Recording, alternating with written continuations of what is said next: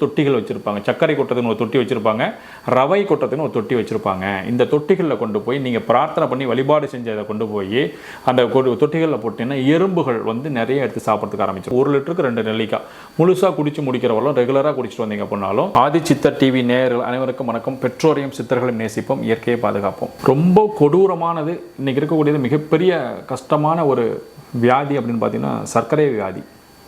நம்ம ஏற்கனவே சொல்லியிருந்தோம், சர்க்கரை வியாதிக்கான ஒரு கோயில் இருக்குது, கோவில் வெண்ணி அப்படிங்கிற ஊரில் இருக்குது. அதாவது தஞ்சாவூர்லேருந்து கும்பகோணம் போகிற வழியில் கோவில் வெண்ணின்னு சொல்லக்கூடிய ஒரு ஊர் இருக்குது. திருவாரூர் போகிற வழின்னு நம்ம சொல்லலாம், கும்பகோணம் போகிற வழின்னு சொல்லலாம், தஞ்சாவூர்லேருந்து போகிற வழி.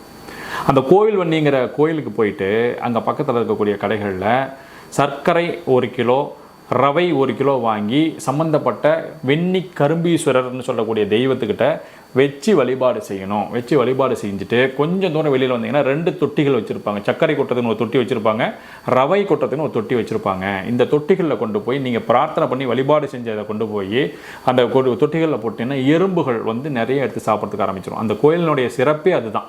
அந்த எறும்புகள் சாப்பிட்டு அந்த சர்க்கரைகள் எப்படி குறையுதோ அதே மாதிரி வந்து நம்ம உடம்புல இருக்கக்கூடிய சர்க்கரைகளும் குறையும்.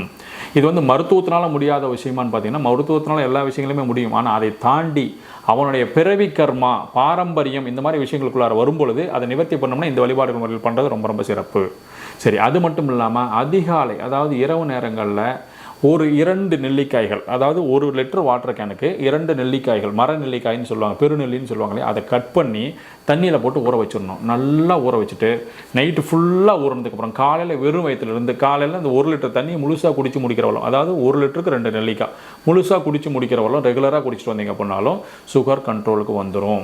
அதே மாதிரி எல்லாருமே நம்ம என்ன செய்யறோம் அப்படின்னா, வெந்தயத்தை வந்து சாப்பிட்றோம் காலையில். இந்த வெந்தயத்தை சாப்பிட்டதுனால சுகர் கம்மியாகும் அப்படின்னா, வெந்தயம் சாப்பிட்டா சுகர் கம்மியாகும். ஆனால் அதனுடைய தாக்கம் ரொம்ப அதிகமாக இருந்துச்சுன்னா அது கூட கண்ட்ரோல் ஆகாது. அதுக்கு என்ன பண்ணோம்னா, வெந்தயத்தை நல்லா ஈரம் பண்ணி நல்லா ஊற வச்சு ஃபுல்லாக வடிகட்டிடணும். திரும்பவும் வந்து நல்லா ஒரு டைம் வந்து நல்லா கழுவிட்டு அலசிட்டு ஈரம் போகாத ஒரு நல்ல துணியில் இறுக்கி டைட்டாக கட்டிட்டீங்க அப்படின்னா 4 நாள், அதாவது இன்றைக்கி திங்கக்கிழமை வைக்கிறீங்க அப்படின்னா திங்கள், செவ்வாய், புதன்கிழமை நைட்டு ஓப்பன் பண்ணி பார்த்தீங்கன்னா முளைக்கட்டி இருக்கும். அந்த முளைக்கட்டிய வெந்தயத்தை சாப்பிட்ணும். எவ்வளோ சார் சாப்பிட்ணும்? சுகருடைய அளவுக்கு தகுந்த மாதிரி. கொஞ்சம் அதிகமாக இருக்குன்னா நிறையா சாப்பிட்லாம், கொஞ்சம் கம்மியாக இருந்தால் கம்மியாக சாப்பிட்டுக்கலாம். இந்த 2 விஷயங்கள் நெல்லிக்காயமும் வெந்தயமும் மட்டும் ரெகுலராக எடுத்துகிட்டு வந்து பாருங்கள். எப்படிப்பட்ட சுகராக இருந்தாலும் சரி ஆட்டோமேட்டிக்காக கண்ட்ரோலுக்கு வந்துடும். அதே சமயத்தில் இந்த வைத்தியங்களுடன் மருத்துவ ஆலோசனை நீங்கள் எடுத்துக்கலாம். இந்த 2 வைத்தியங்களுடன் இறை வழிபாட்டின் மூலமாகவும் நம்ம செய்யலாம். ஏன்னா கர்ம வினைகளை எப்போ என்ன நடக்கும், எந்த விஷயத்தை நடத்தணுங்கிற முடிவு பண்ணக்கூடிய இறைவன். அப்போ இந்த விஷயங்களை நீங்கள் பண்ணிக்கிட்டு இறை வழிபாட்டில் பண்ணி பாருங்கள், ஆட்டோமேட்டிக்காக உங்களுடைய நோய் நிவர்த்தியாகும். அற்புதமான ஒரு முறை இது, பயன்படுத்துங்கள், பலனடையுங்கள். நன்றி.